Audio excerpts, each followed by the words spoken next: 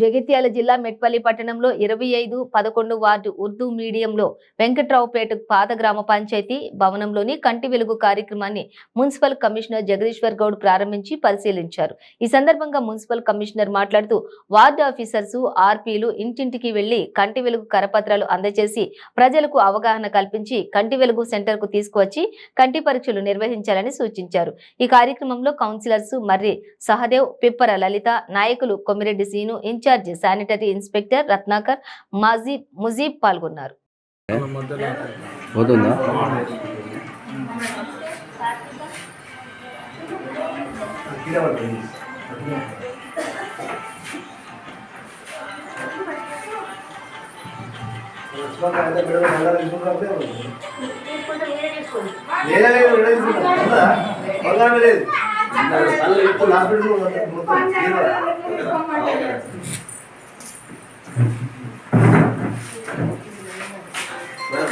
Madam మీరు కూర్చోండి.